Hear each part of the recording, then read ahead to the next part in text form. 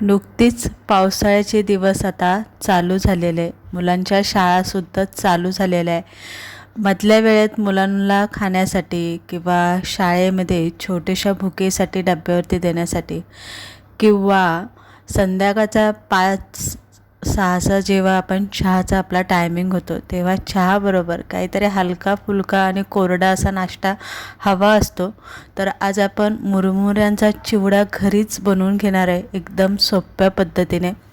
अगदी एकदा बनवला महिनाभर तुम्ही तो आरामात खाऊ शकता. साहित्य बघूया. अर्धा किलो मुरमुरे असे कडकवाले घेतलेले, त्यानंतर मनुके, काजू आणि बदाम, थोडेसे ड्रायफ्रूट घेतलेले, खोबऱ्याचे पातळ काप, 1 वाटी शेंगदाणे घेतलेले, लसूण भरपूर ठेचून घेतलेला आहे, थोडे हिरवी मिरची बारीक चिरून घेतलेली आहे आणि कढीपत्ता भरपूर लागणार आहे. आता इथे प्रत्येकी 1 चमचा धने, जिरे, बडीशेप आणि पांढरे तीळ घेतलेले. याचं आपल्याला बारीक कूट करून घ्यायचं आहे. अख्खे आपल्याला घालायचे नाही आहे. असं आपण याचं पावडर करून घेतली की मुरमुऱ्यांना ते व्यवस्थित लागलं जातं, कारण आपण मुरमुऱ्यांचा चिवडा बनवतो. तर हा मसाला आवर्जून करायचा, ज्यामुळे चव जी असते चिवड्याची ती खूप छान वाटते. नंतर 2 चमचे यामध्ये लाल तिखट घालायचे. तुम्हाला वाटलं तर हळद यामध्ये घाला, नाहीतर थोडेसे पिवळे मुरमुरे इथे तुम्ही करू शकता. तर हा झाला आपला इथे मसाला बनवून तयार झालेला आहे. अजून आपण यामध्ये बाकीचा जो मसाला आहे तो आपण नंतरनं घालणार आहे. थोडीशी आपण जी आपली अख्खी मोठी साखर असते ती थोडीशी बारीक पावडर करून घेऊ, म्हणजे पिठी साखर आपण इथे करून घेऊ. ती आपल्याला इथे चिवड्यासाठी लागणार आहे. पिठी साखर करून घेतलेले. आता तेल इकडे गरम करायला ठेवलं होतं सगळ्यात सुरुवातीला. त्यामध्ये शेंगदाणे घालायचे.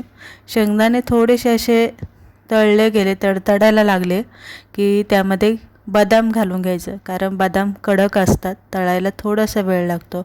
बदाम शेंगदाणे थोडेसे तळले गेले की खोबरं घालायचं. खोबरं हलकंसं तळलं गेलं की मग त्यामध्ये आपल्याला काजू आणि मनुके घालून घ्यायचे. काजू आणि मनुके सगळ्यात शेवटी घालून घ्या, कारण काजू आणि मनुके पटकन तळले जातात आणि मग काय होतं, सुरुवातीला घातलं की ते जळण्याची शक्यता असते. म्हणून सगळ्यात शेवटी घालायचं आणि तळून घ्यायचं. तळून घेतलं की जे आपण तळून घेतले शेंगदाणे वगैरे ते काढून घ्यायचे. नंतरनं हिरव्या मिरच्या आणि ठेचलेला लसूण आपल्याला यामध्ये घालायचा. लसूण तुम्ही भरपूर घातला तरी चालेल. थोडा लसूण आणि हिरव्या मिरच्या तळल्या गेल्या, कढीपत्ता घाला आणि कढीपत्ता चांगला कुरकुरीत असा तळून घ्या. तेल जर तुम्हाला जास्त वाटत असेल तर तेल थोडंसं तुम्ही कमी केलं तरी चालेल. आता जो मसाला आपण करून घेतला होता तो मसाला यामध्ये घाला. नंतरनं चवीप्रमाणे मीठ घाला. 1 चमचाभर आमचूर पावडर घाला आणि पिठी साखर तुम्ही यामध्ये घालून घ्यायची आहे आणि व्यवस्थित मसाला हलवून घ्यायचा आहे.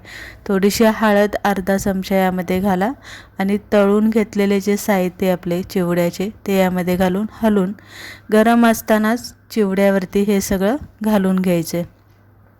आता अर्धे काही मुरमुरे ते मी इथे पिवळे करून घेणार आहे. म्हणजे काय करायचं आहे, 2 तेलामध्ये थोडीशी 1 चमचाभर हळद घालायची आणि हेच मुरमुरे त्यामध्ये असे मिक्स करून घ्यायचे, म्हणजे पिवळे येतात. तुम्हाला जर अजून तिखट पाहिजे नसेल तर थोडंसं लाल तिखट तेलामध्ये मिसळून यावरती घातलं आणि हातानेच चोळून घ्यायचं गरम असताना, जेणेकरून काय होतं, मुरमुऱ्यांना व्यवस्थित मसाला चिटकला जातो आणि कलर जो असतो मुरमुऱ्यांना लाल पिवळा असा कलर यायला चालू होतो.